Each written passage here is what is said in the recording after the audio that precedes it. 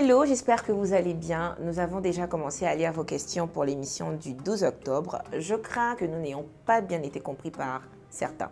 Les questions doivent être en rapport avec les présentatrices, la chaîne, l'homme derrière la caméra, le choix des sujets, bref, tout en ce domaine de définition.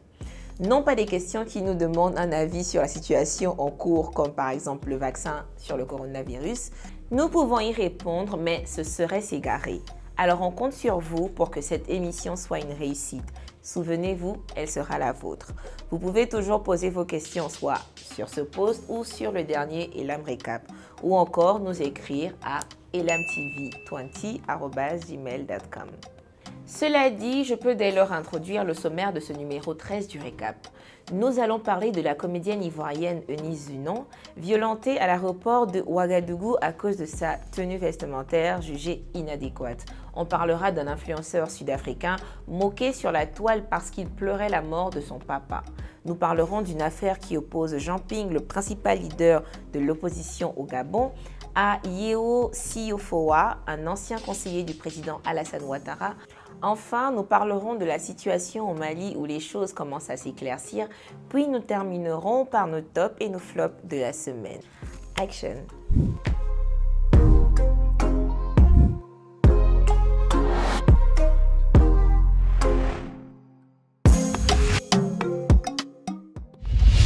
Mardi 22 septembre, aéroport de Ouagadougou au Burkina Faso, Eunice Zunon, une comédienne ivoirienne en séjour au pays des hommes intègres, s'apprête à prendre son avion. Elle est stoppée par la police de l'aéroport qui estime que sa tenue constitue un outrage public à la pudeur. C'est vraiment sérieux. Où je vous parle là, j'ai mal au bras, j'ai mal au pied gauche, mes doigts me font mal. J'étais une femme sans défense. Je n'avais pas d'arme. Je n'avais rien sur moi. J'avais que ma petite culotte et mon portable pour me défendre. Je trouve déplacé. Je trouve scandaleux.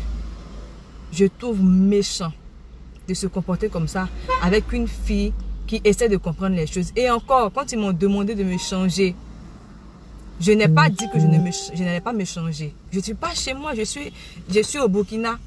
On me dit, ah, la tenue n'est pas rendue, tu ne peux pas porter ça. Même si on m'a dit, ton accoutrement va changer, ça puis revient.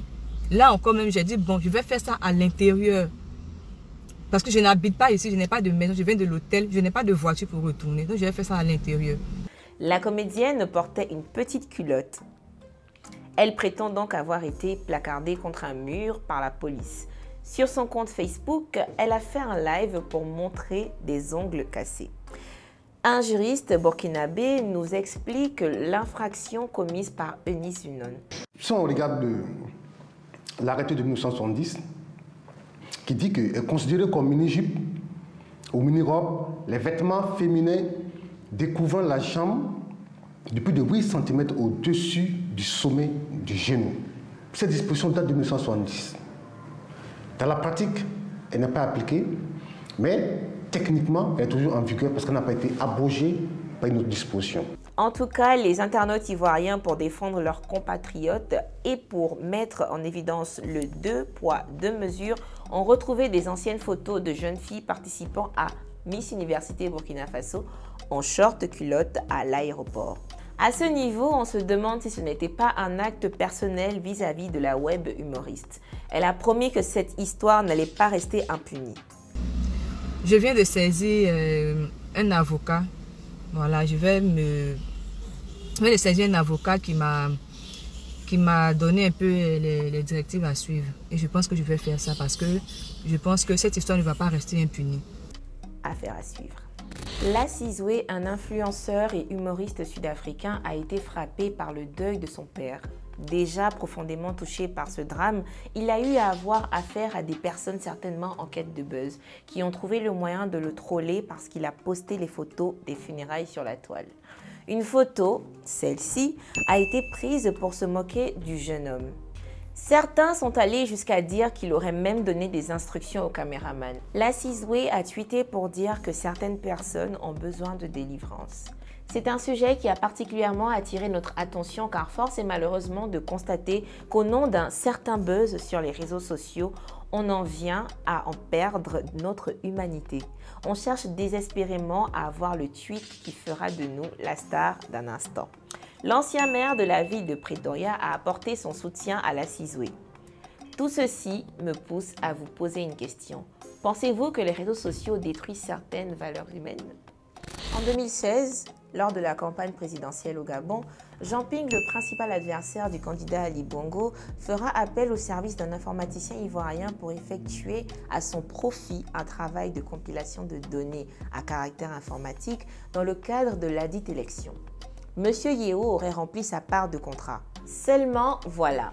Les événements qui ont suivi l'annonce des résultats de l'élection ont conduit Sieur Yeo en détention préventive.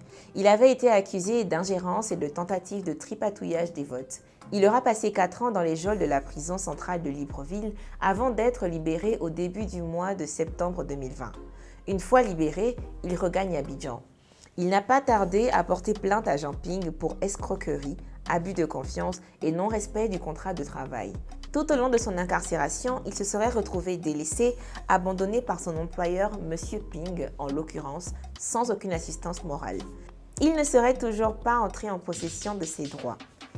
Il demande réparation pour le préjudice moral causé par de tels agissements, mais surtout réclame le paiement intégral et sans délai de l'ensemble de ses émoluments, soit 50 millions de francs CFA et 30 millions au titre des dommages et intérêts. Une entente aura donc été trouvée pour une sortie de crise au Mali. La CEDEAO avait exigé que la transition soit assurée par un civil. C'est désormais chose faite, ou presque.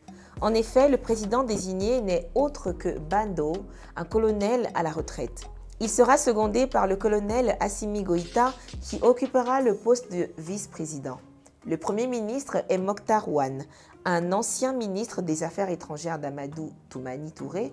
Ce tiercé gagnant a désormais 18 mois pour diriger le pays vers des élections libres et transparentes.